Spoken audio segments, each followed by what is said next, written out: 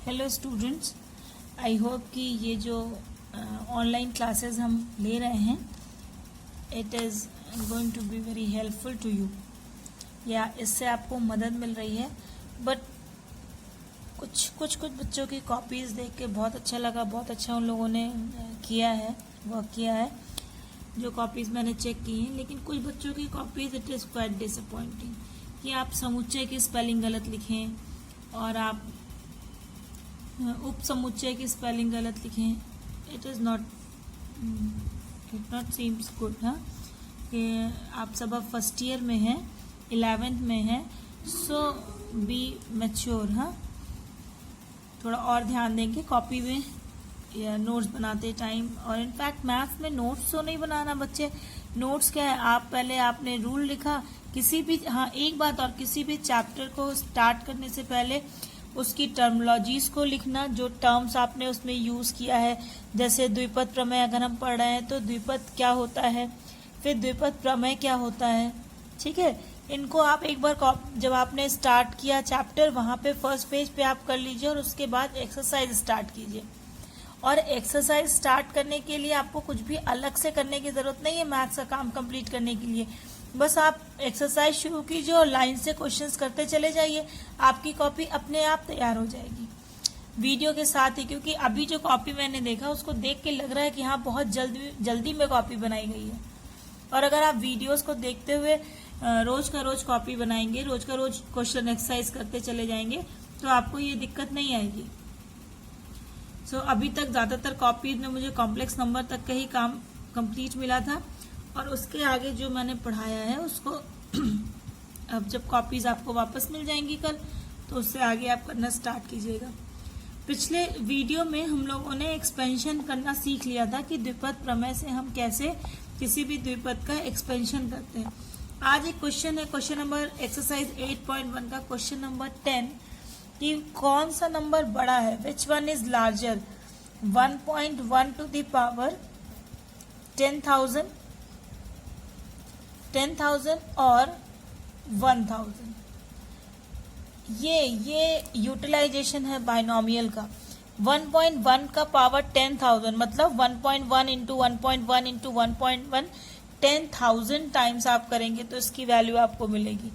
और आपको बताना है कि ये वैल्यू बड़ी होगी या 1,000 बड़ा होगा, नंबर बड़ा होगा, ठीक है, 1,000 बड़ा होगा। तो अगर आपको द्विपद प्रमेय नहीं आता है तो आप इसे कितनी देर तक मल्टीप्लाई करते रहेंगे। लेकिन अगर आपको द्विपद प्रमेय आता है तो आप उसकी मदद से इसे कितनी इजीली सिर्फ थोड़े से स्टेप्स में सॉल्व कर सकते हैं। जैसे 1,000 की वैल्यू तो हमको पता ही है, तो नंबर दिया हुआ है, नेचुरल नंबर के फॉर्म में दिया हुआ है, हमें इसकी वैल्यू कैलकुलेट करनी है। 1.1 to the power 10,000, so it can be written as 1.01 को हम 1.01 टू द पावर 10,000 लिख सकते हैं। ये आपका हो गया कौन सा form, 1 plus x to the power n का, where x is equal to 0.1। इसकी सीरीज क्या होती है, nc0 plus nc1x plus nc2x square plus nc3x cube and so on, है ना। 1 plus x to the power n is equal to nc0 plus nc1x plus nc2x square plus nc3x to the power 3 plus and so on plus ncnx to the power n। ये इसकी series होती है। तो बिल्कुल उसी तरह हम इसे ओपन करेंगे तो 1.1 to the power 10,000 is equal to 1 plus 0.1 to the power 10,000।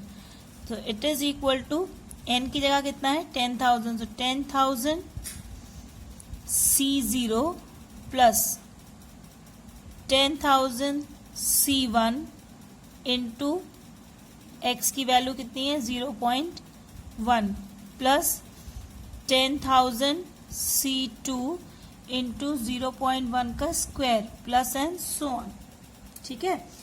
1,000 term तक चला जाएगा वो। हमें उतना दूर तक कैलकुलेट नहीं करना, हमें अगर पहले ही टर्म से पता चल जाए कि वो 1000 से बड़ा है या छोटा तो हम वहीं से देख लेंगे। हम लोगों ने बाइनोमियल पढ़ने से पहले जब हम लोगों ने फैक्टोरियल पढ़ा था तभी हम लोग ने देखा था कि NC0 is always equal to 1। n की वैल्यू चाहे जितनी भी ज्यादा हो, तो यहाँ पे 10,000 है, 10,000 C0 इसकी भी वैल्यू 1 ही होगी। क्यों? क्योंकि ये factorial 10,000 upon factorial 0 into factorial 10,000 minus 0 का फैक्टोरियल, तो ऊपर नीचे 10,000 का फैक्टोरियल आएगा, इसकी वैल्यू हो जाएगी 1 प्लस ये कितना होगा 10,000 factorial upon 1 factorial 1 into 10,000 minus 1 का factorial into 0.1 plus and so on. ये पीछे के नंबर लिखने की जरूरत नहीं है क्योंकि ये 1000 टर्म्स तक जाएंगे। ठीक है, आपका मन करे तो आप एक टर्म और लिख सकते हैं। So it is equal to 1 plus, इसको हम लिख सकते हैं 10,000 इंटू 9,999 का फैक्टोरियल अपॉन, क्योंकि इससे 1 माइनस एक पीछे का लिखते हैं, upon factorial 1 is 1 and 10,000 minus 1 is 9,999, है ना। Factorial into 0.1 plus and so on, इससे ये कट गया। So it is equal to 1 plus 10,000 को 0.1 से मल्टीप्लाई करेंगे तो एक जीरो खत्म हो जाएगा, तो ये हो जाएगा। आई होप कि आपको ये डेसिमल और जीरोज वाले मल्टीप्लीकेशंस आते हैं। ठीक है, तो ये हो जाएगा 1000, 1 2 3 4 जीरोज हैं, एक इसके डेसिमल से खत्म हो जाएगा, प्लस एंड सो ऑन। तो पीछे के चाहे जितने भी टर्म्स हों, चूंकि सारे पॉजिटिव ही आएंगे ये बाकी के टर्म्स भी, और इन दोनों को जोड़ेंगे तो 1 प्लस 1000 ये कितना हो गया 1001 प्लस लास्ट बाकी के टर्म्स, है ना, शेष पद। तो जब शेष पद जुड़ेंगे तो ये और बड़ा ही होता जाएगा नंबर 1001 से, और हमें कंपेयर किससे करना है 1000 से। So it implies this number is greater than 1000। 1001 तो वैसे ही 1000 से बड़ा हो गया, और उसके बाद उसमें जब शेष पद और जुड़ेंगे तो वो 1000 से और भी बड़ा हो जाएगा। तो देयरफॉर कौन सा नंबर बड़ा हुआ 1.1 to the power 10,000 is greater than 1000। Okay, फिर एक जो नेक्स्ट क्वेश्चन है वो एक्चुअली खाली क्वेश्चन ही नहीं है बच्चों, वो एक फॉर्मूला भी है कि find the value of a plus b to the power 4। Question number 11 में a plus b to the power 4 minus a minus b to the power 4। ठीक है, इसकी वैल्यू निकालनी है। पहला term a plus b to the power n लिखा है, दूसरा term a minus b to the power n लिखा है। 4 टर्म्स हैं, 4 है n की वैल्यू, यानी 5 टर्म्स आएंगे। क्या होता है बाइनोमियल थ्योरम से 4c0 a to the power 4 plus 4c1 a to the power 3 into b plus 4c2 a to the power 2 into b square plus 4c3 a into b cube plus 4c4 b to the power 4। ये हो गया पहला term, minus इसको खोलते हैं, यहाँ पे minus है तो अल्टरनेट टर्म प्लस माइनस हो जाएगा। तो ये 4c0 a to the power 4 minus second term 4c1 a cube b again plus 4c2 a square b square minus 4c3 a b cube again plus 4c4 b to the power 4 होगा ना। पहला term plus, दूसरा minus, तीसरा plus, चौथा minus, फिर पांचवा plus, और पांच ही टर्म्स होंगे। ठीक है, इट इज इक्वल टू, जैसे ही हम ये माइनस की साइन ओपन करेंगे, अंदर जितने भी प्लस है वो माइनस में चेंज हो जाएंगे और जो माइनस है वो प्लस में चेंज हो जाएंगे। ये आपने क्लास 8 में पढ़ा था कि अगर ब्रैकेट के बाहर माइनस है तो ब्रैकेट ओपन करने पर उस माइनस से अंदर मल्टीप्लाई हो जाता है और सारे माइनस जो है वो प्लस में और सारे प्लस माइनस में चेंज हो जाते हैं। तो हमको भी बिल्कुल वही करना है। 4c0 a to the power 4 plus 4c1 a cube b plus 4c2 a square b square 4c3 a b cube plus 4c4 b to the power 4। अब ये हो गया minus 4c0 a to the power 4 plus 4c1 a cube b, फिर plus का minus 4c2 a square b square plus 4c3 a b cube minus 4c4 b to the power 4। अब plus 4c0 a to the power 4 minus 4c0 a to the power 4 cut गया, फिर 4c2 a square b square plus में 4c2 a square b square minus में, फिर 4c4 a cube 4c4 b to the power 4 plus में और ये minus में। जितने भी ऑड टर्म्स थे वो सारे के सारे कट गए। ठीक है, तो यहाँ क्या बचा 4c1 a क्यूब b यहाँ भी है, 4c1 a क्यूब b यहाँ भी है, यानी 2 times 4c1 a cube b plus 4c3 ab cube, है ना। 4cb a क्यूब यहाँ पे भी है, 4c3 ab क्यूब यहाँ पे, यानी 2 टाइम्स ये बचा। तो यहां से हम 2 कॉमन ले लें, 2 कॉमन ले लें और ab भी कॉमन ले लें, है ना। सो 2ab अगर हम कॉमन ले लें तो ये बचेगा 4c1 a square plus 4c3 a बाहर चला गया तो b स्क्वायर। अब इसको सॉल्व कर लेंगे। सो 2ab इंटू 4c1 मतलब factorial 4 upon factorial 1 into factorial 3 a square plus 4c3 is factorial 4 upon factorial 3 into factorial 1 b square. It is equal to 2ab, यहां से ये आएगा 4 a स्क्वायर क्योंकि फैक्टोरियल 3 इसके बाद आएगा तो उससे कट जाएगा plus 4 b square. So you also can take 4 as common, तो 4 2 जा 8 ab into a square plus b square. ये हो गया आपका आंसर। ठीक है, ये आंसर आएगा। अब इसमें कह रहा है कि पहले तो ये निकालना था कि a plus b whole power 4 minus a minus b whole power 4 का फॉर्मूला की वैल्यू कितनी होगी। अब इसके बाद √3 plus √2 to the power 4 minus √3 minus √2 to the power 4। तो अभी जो हम लोगों ने ये सॉल्व किया ना 8ab into a square plus b square, बस यहीं पे आप a इक्वल टू √3 रख दीजिए, a इज इक्वल टू √3 और b is equal to √2। Same expression आएगा और आप इसे मतलब यहाँ पे वैल्यू रख दीजिए और इसे सॉल्व कर लीजिए, you will get the answer. ठीक है, जब यहाँ पर दोनों अगर सेम नंबर्स के बाइनोमियल हैं, प्लस माइनस का फर्क है दोनों में, अगर यहाँ प्लस है तो ऑब्वियसली दूसरे वाले ब्रैकेट के जो माइनस हैं वो माइनस रह जाएंगे, प्लस जो है वो प्लस रह जाएंगे, मतलब इवन टर्म्स एक दूसरे से कट जाएंगे। और अगर यहाँ माइनस है तो क्या होगा, ऑड टर्म आपस में कट जाएंगे क्योंकि वहां पे माइनस से मल्टीप्लाई करने पर ये जो है ऑड माइनस में हो जाएंगे और इवन प्लस में हो जाएंगे। तो इस तरह से आप इस क्वेश्चन को कर सकते हैं। क्वेश्चन नंबर 12 भी एकदम वैसे ही है, x plus 1 to the power 6 plus x minus 1 to the power 6। यहाँ माइनस है, यहाँ प्लस है।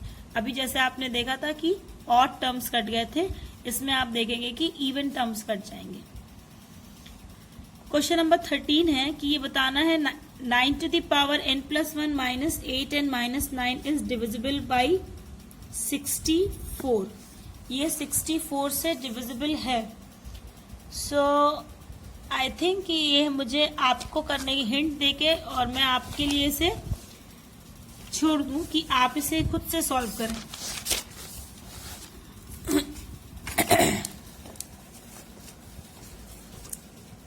इस क्वेश्चन नंबर इट इज 13। ये दिया है 9 to the power n+1 minus 8n-9। ये 64 से विभाज्य है। विभाज्य है मतलब 64 इसका एक फैक्टर है। फैक्टर निकालने के लिए बच्चों हम क्या करते हैं, विभाज्य दिखाने के लिए हम ये दिखाते हैं कि ये जो नंबर है ये 64 का मल्टीपल है। मल्टीपल है, जैसे हम कहते हैं ना कि 4 जो है वो 2 से डिविजिबल है, इसे हम 2 into 2 लिख सकते हैं ना। 16 2 से डिविजिबल है, इसे भी हम 2 into 8 लिख सकते हैं। 32 2 से डिविजिबल है, इसे भी हम 2 into 16 लिख सकते हैं। अगर हम 12 मान लें, 12 4 का डिविजिबल है तो इसे हम 4 into 3 लिख सकते हैं। यानी अगर कोई नंबर किसी नंबर से डिविजिबल है, किसी नंबर से पूरी तरह से विभाज्य है, तो वो जरूर उसके मल्टीपल के फॉर्म में लिखा जा सकता है। मतलब अगर ये दिया हुआ नंबर 64 से विभाज्य है तो इस नंबर को हम 64 into सम अदर नंबर के फॉर्म में जरूर लिख सकते हैं। ठीक है, तो हम इसी को सॉल्व करने की कोशिश करें कि क्या ये 64 into, जैसे हमने 12 को 4 into 3 लिखा है, तो क्या ये नंबर जो है 9 to the power n+1 minus 8n-9 को हम 64 into कोई भी नंबर मान लो m, तो क्या इसे हम 64 into m के फॉर्म में लिख सकते हैं? तो इसी को सॉल्व करके देखना होगा। तो 9 to the power n+1 minus 8n-9, इसको हम लिख सकते हैं 9 को 1 + 8 to the power n+1 minus 8n-9। इन दोनों टर्म्स को कुछ करने की जरूरत नहीं है।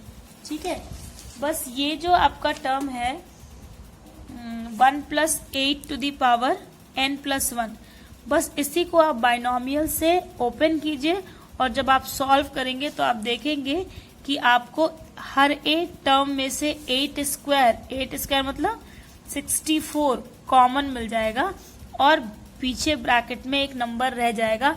वो नंबर कोई भी नंबर हो सकता है, उसको आपको आगे सॉल्व करने की जरूरत नहीं है। आप उस नंबर को सिर्फ m लिख देंगे तो भी काम चल जाएगा।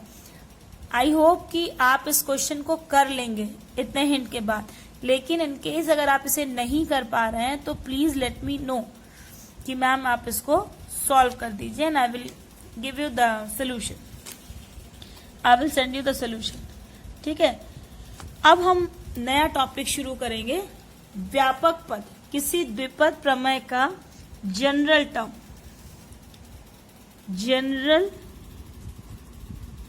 टर्म, और व्यापक पद, ठीक है, तथा मिडिल टर्म। मिडिल टर्म मतलब मध्य पद। ठीक है, इसे क्या कहते हैं हिंदी में? मध्य पद, मिडिल टर्म या मध्य पद। सबसे पहले देखते हैं जनरल टर्म या व्यापक पद क्या होता है। व्यापक पद या जनरल टर्म हम उसे कहते हैं कि जिसमें हम सिर्फ पद की वैल्यू रखें, नंबर ऑफ टर्म रखें और उससे हमें कैलकुलेशन करने पर उस टर्म की वैल्यू पता चल जाए। ठीक है, जैसे अगर हम कहें आपसे कि जो बाइनोमियल थ्योरम हुआ है, बाइनोमियल थ्योरम के अकॉर्डिंग जनरल टर्म क्या होगा, किसी बाइनोमियल थ्योरम में जो हम एक्सपेंशन करते हैं उसका व्यापक पद अगर हमें जनरलाइज फॉर्म में लिखना रहे, हर एक पद को अलग अलग हम नहीं लिखना चाह रहे हैं, तो क्या होगा? सबसे पहले तो ये समझना चाहिए हमें कि जब भी हम किसी binomial x + y to the power n का एक्सपेंशन करते हैं तो हमें कितने पद मिलते हैं? पदों की संख्या जो है वो n + 1 होती है। अगर 4 है यहाँ पर तो हमारे पास 5 पद मिलते हैं। अगर ये 7 है तो हमें 9 मिलते हैं। अगर ये 99 है तो हमें 100 टर्म्स मिलेंगे। ठीक है, तो हमेशा एक पद ज्यादा मिलता है। एक पद ज्यादा क्यों मिलता है? सबसे पहले फोकस इस बात पे करते हैं, क्यों मिलता है? क्योंकि हम स्टार्ट कहां से करते हैं? NC0 से। पहले पद का जो गुणांक है वो 0 से शुरू होता है। दूसरे पद का गुणांक क्या होता है? NC1। तीसरे पद का NC2 प्लस इस तरह से सो ऑन। जो हमारा n+1th टर्म यानी लास्ट टर्म होता है उसका गुणांक हमें मिलता है NCN। टर्म का नंबर कौन सा है? n+1, लेकिन यहाँ क्या लिखा है? n। मतलब जितना नंबर, जिस नंबर का टर्म है उससे एक कम, क्योंकि हम 0 को NC0 है ना, तो पद कौन सा है? ये पहला पद है। और यहाँ पे नंबर कितना लिखा है? r की वैल्यू 0 लिखी है ना, यानी इसे हम 1+r लिख सकते हैं। r = 0, तो 1+0 1 हुआ पहला पद। दूसरा पद का कोफिशिएंट क्या आ रहा था? दूसरे पद का 1 आ रहा था ना।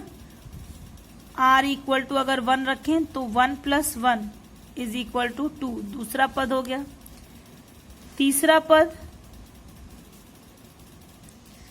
पद में 2 आ रहा है यहाँ पे। तीसरे पद में r अगर हम यहाँ पे 2 रखें, जो यहाँ वैल्यू है, तो 1+2 = 3, यानी हर टर्म r से एक ज्यादा है। तो अगर हम जनरल टर्म लिखेंगे तो मतलब कैसे लिखेंगे? अगर हमें तीसरा पद लिखना है तो हम लिखेंगे 2+1, दूसरा लिखना है तो 1+1। ठीक है, तो हम इसे कैसे डिनोट करेंगे? TR+1 = जनरल टर्म क्या होता है बाइनोमियल का? हम लोगों ने पहले ही पढ़ा है, NCR x⁻n−r इंटू y⁻r। पहले टर्म का पावर होता है n-r के बराबर और दूसरे टर्म का पावर होता है r के बराबर। अब अगर आपको निकालना है चौथा पद,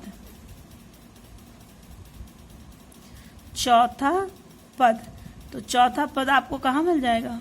NC3 पे। ये पहला पद NC0 वाला, NC1 वाला दूसरा पद, NC2 वाला तीसरा पद, NC3 वाला चौथा पद, यानी r की वैल्यू कितनी लेंगे हम? 3।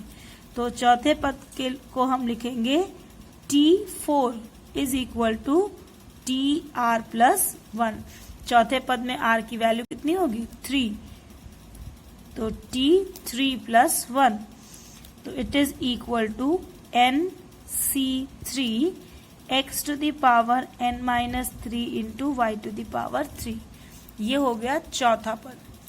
तो जब भी हमें जो पद लिखना होगा, निकालना होगा, उससे r की वैल्यू हमेशा एक कम लेंगे। अगर हमें निकालना है T100 तो हम किसकी r की वैल्यू कितनी लेंगे? 99। अगर हमें निकालना है T11 टर्म निकालना है, 11वां पद निकालना है, तो हम r की वैल्यू कितनी लेंगे? 10 लेंगे। ठीक है, तो ये तो हो गया व्यापक पद, जनरल टर्म।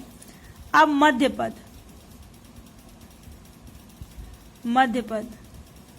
आपने मध्य पद देखते हैं मिडिल टर्म क्या होता है किसी बाइनोमियल का।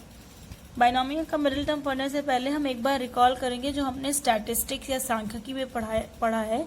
जब हम क्लास 10th में आपने मीन मीडियन मोड निकालना पड़ा होगा ना, माध्य और माध्यिका और बहुलक। तो माध्यिका कैसे निकालते थे कि मध्य पद लेते थे ना, तो यदि पदों की संख्या सम हो यानी n अगर इवन नंबर हो तो मध्य पद हमें 2 मिलते थे, एक n/2th टर्म और एक n/2+1th टर्म। यानी मान लो अगर n = 8 है, इवन है, तो मध्य पद क्या हो जाएगा? 8/2th टर्म, है ना, इट इज 8/2th टर्म, यानी 2 × 2 2 4 8, यानी 4th टर्म जो है वो एक मध्य पद होगा और दूसरा 8/2 प्लस 1th टर्म यानी 5th टर्म। जैसे 1 2 3 4 5 6 7 8 टर्म्स हैं, तो 3 टर्म्स इधर इक्वली और 3 टर्म्स इधर छोड़ दिया हमने दोनों तरफ। बीच में अब 2 टर्म्स हमें मिले ना, एक ये वाला और एक ये वाला, तो हमारे पास 2 मध्यपद हो जाते हैं। लेकिन अगर n is an odd number, n अगर एक ऑड नंबर है तो मध्यपद क्या होता है, n प्लस 1/2th टर्म, है ना। n प्लस 1/2th टर्म यानी अगर मान लो n ऑड है, n इक्वल टू 7 ले लें, तो मध्यपद कौन सा होगा, 7 प्लस 1/2th टर्म यानी 7 प्लस 1 8/2 यानी 4th टर्म। जो चौथा टर्म होगा वो मध्यपद होगा। तो अगर हम इसे डॉट लगा के देखें तो 1 2 3 4 5 6 7 7 पद हैं, 3 पद इधर और 3 पद इधर हमने इक्वली छोड़ दिए, तो ये जो बीच वाला चौथा पद था वो हमारा मध्यपद हो गया। तो अब हम फिर बाइनोमियल में चलते हैं कि बाइनोमियल में मध्यपद कैसे निकालें। बाइनोमियल में अगर n सम संख्या है, इवन नंबर है, तो पदों की संख्या कितनी होगी, n प्लस 1। तो हमेशा सम संख्या में एक जोड़ने पर विषम संख्या मिलती है। ये नोट कर लीजिए कि अगर हम सम संख्या में सम संख्या प्लस 1 करें तो इससे हमें हमेशा एक विषम संख्या मिलती है। ठीक है, 4 एक सम संख्या है, 1 ऐड कर देंगे तो 5 विषम संख्या हो जाएगी। 80 सम संख्या है, 1 ऐड करेंगे तो 81 नेक्स्ट नंबर मिलेगा। तो पूरे नंबर लाइन पे हमें एक इवन एक ऑड, एक इवन एक ऑड ऑल्टरनेट नंबर मिलता है। ऐसे ही किसी विषम संख्या में अगर हम 1 ऐड करते हैं तो हमें हमेशा एक सम संख्या मिलती है। ठीक है, तो अगर n सम है तो n प्लस 1 जो पदों की संख्या होगी वो विषम होगी। ठीक है, तो इस कंडीशन में मध्य पद कौन सा हो जाएगा, मध्य पद is equal to n plus 1/2 होता है, तो n की जगह पे यहाँ क्या है, n प्लस 1 यानी मध्य टर्म हो जाएगा n plus 1 plus 1/2th term. ठीक है, तो अगर n एक सम संख्या है तो उसका मध्य पद n प्लस 1 प्लस 1/2 यानी हम इसको लिखें n प्लस 2/2th टर्म होगा। ठीक है, उसका मध्य पद होगा। एक जैसे सपोज करो कि n कोई भी सम संख्या ले लेते हैं।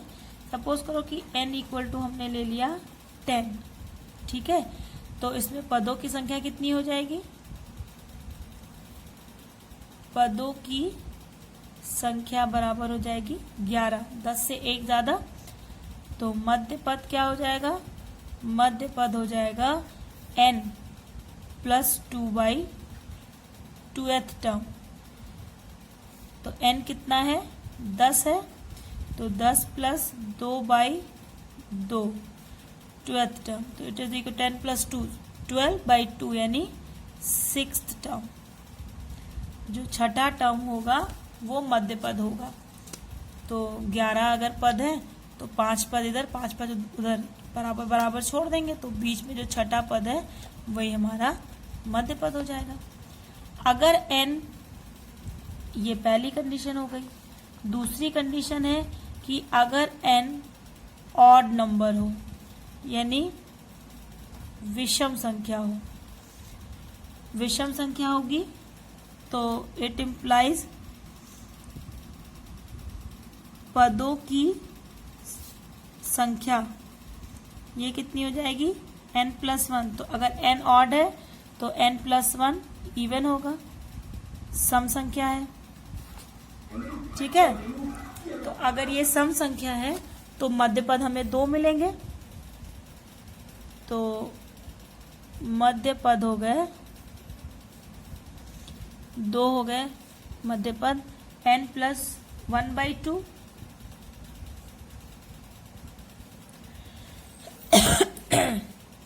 डिपेंड करता है पदों की संख्या पर ही। ठीक है, तो एक तो हो जाएगा n प्लस 1/2th टर्म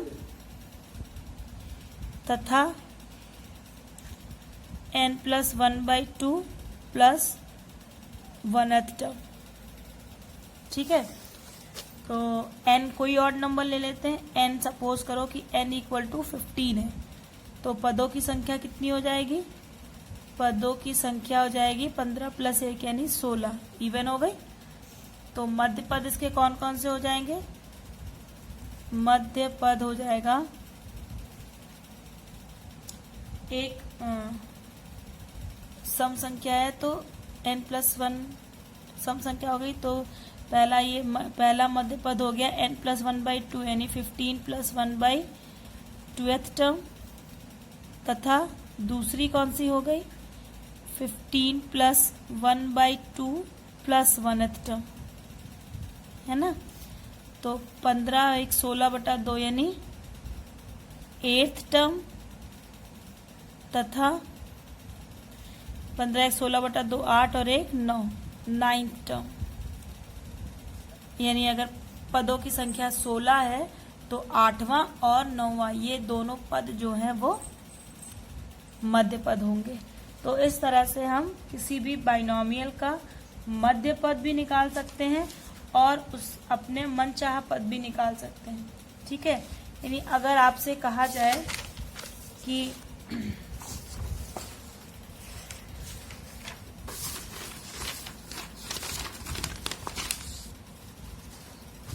यदि आपसे कहा जाए कि √x minus √y to the power 17 का 15वां पद ज्ञात करो। ठीक है, 17 है, 15th पद इसका हमें निकालना है। 15th पद मतलब tn की वैल्यू हो गई 15, t 15वां पद निकालना है, तो हम इसे हमेशा एक प्लस के फॉर्म में लिखते हैं। यानी इसे हम लिखेंगे t 14 प्लस 1। ठीक है, 14 प्लस 1, तो r हमारा क्या हो गया? It implies r is equal to 14। n की वैल्यू कितनी है? n is equal to 17। ठीक है, अब हम लिखेंगे पद, यानी t 14 plus 1 that is equal to t 15 is equal to NCR होता है। n की वैल्यू 17 है, तो 17C r की वैल्यू है 14। ये तो हमारा हो गया कोफिशिएंट। ठीक है, फिर ये कितना हो जाएगा? √x to the power 17 minus 14, क्योंकि जनरल टर्म क्या होता है?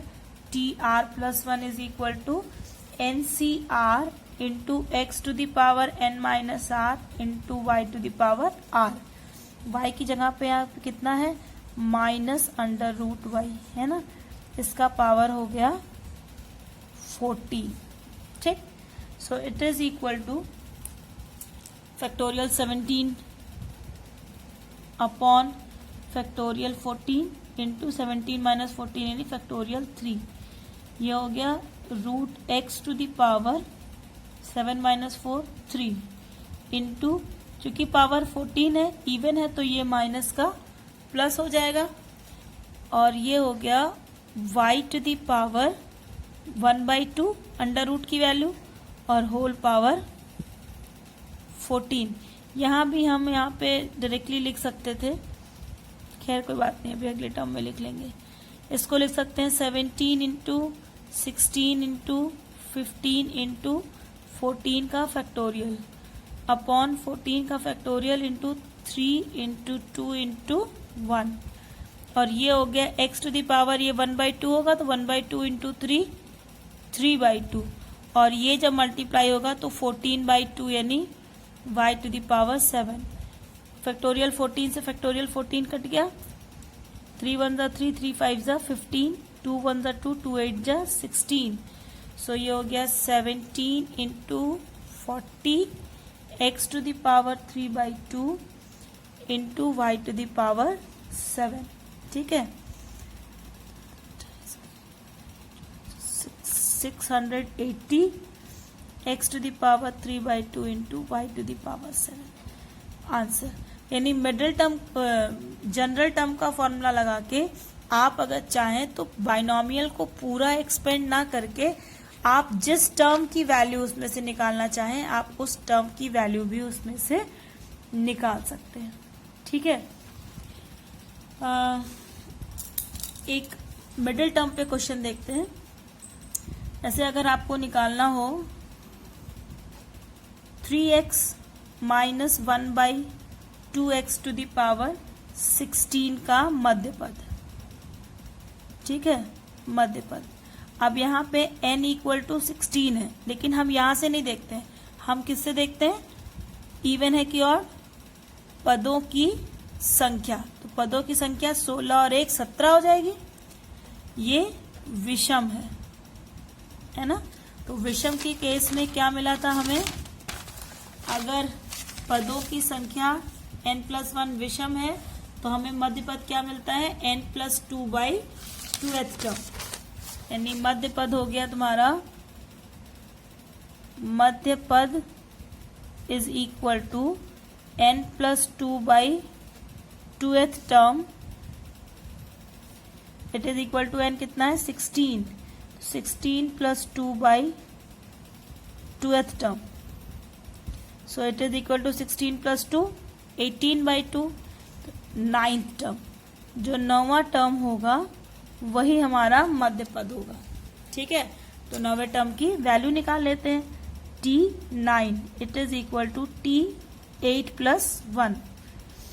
n की वैल्यू कितनी है, 16। C R की वैल्यू कितनी है, 8 इंटू x की जगह पर है 3x टू द पावर हो जाएगा 16 माइनस 8 इंटू y की जगह पे कितना है, -1/2x टू द पावर 8। अब इसको आप सॉल्व कर लेंगे और आपको nth टर्म की वैल्यू मिल जाएगी। ठीक है, तो इस तरह से हम किसी भी टर्म की वैल्यू निकाल सकते हैं, चाहे वो मध्य पद हो या दूसरा कोई भी जनरल टर्म हो। तो एक्सरसाइज 8.2 में कोफिशिएंट्स पहले और दूसरे क्वेश्चन में कोफिशिएंट्स निकालने हैं। कोफिशिएंट निकालना अभी मैं इसको बता देती हूँ, एक second. But right the general term, general term इनका आप लिख लेंगे। 4th टर्म निकालना है, ये भी आप निकाल लेंगे। 13th टर्म निकालना है, ये भी आपसे हो जाना चाहिए। 7th 8th ये दोनों क्वेश्चन में मिडिल टर्म निकालना है। इस तरह से आप इन क्वेश्चंस को सॉल्व कर सकते हैं। फाइंड द कोफिशिएंट ऑफ, ये बता दे, गुणांक निकालना। कोफिशिएंट मतलब गुणांक निकालना। कह रहा है कि exercise it is 8.2 question number 1, x + 3 to the power 8, x + 3 to the power 8 के प्रसार में x टू द पावर 5 का गुणांक, ये हमें निकालना है कि अगर एक्सपेंशन हमारा दिया है, अरे बाइनोमियल हमारा दिया हुआ है x + 3 टू द पावर 8, तो इसके प्रसार में हम 5वां वो पद, उस पद का कोफिशिएंट निकालना है जिसका power x to the power जहां पे 5 हो। अब ये x टू द पावर 5 किसी एक टर्म में भी हमें मिल सकता है, और अगर यहाँ पे ऐसे x + 3 है ना तो किसी एक टर्म में ही मिलेगा। लेकिन अगर यहाँ भी x होता और यहाँ भी कुछ 1/x या 1/2x होता तो हो सकता है हमें एक से ज्यादा टर्म में x टू द पावर 5 मिल जाता।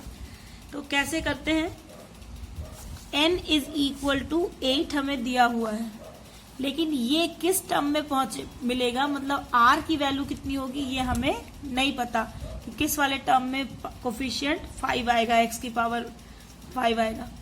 तो यहाँ पर अगर हम इसका जनरल टर्म लिखें tr + 1 तो कितना हो जाएगा, it is equal to 8cr into x to the power 8 - r into 3 to the power r, ये मिलेगा।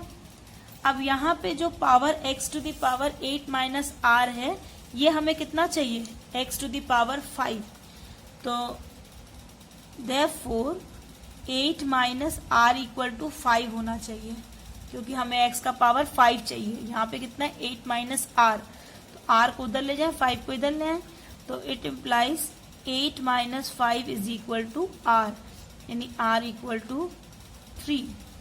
हाँ, r इक्वल टू 3 हो गया, मतलब हमें चौथे टर्म में मिलेगा x टू द पावर 5।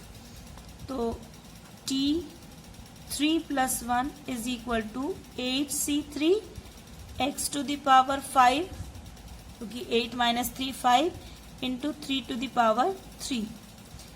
तो x टू द पावर 5 का गुणांक ये बराबर, अब x टू द पावर 5 को छोड़कर जो कुछ भी लिखा है सब गुणांक है, चाहे आगे हो चाहे पीछे।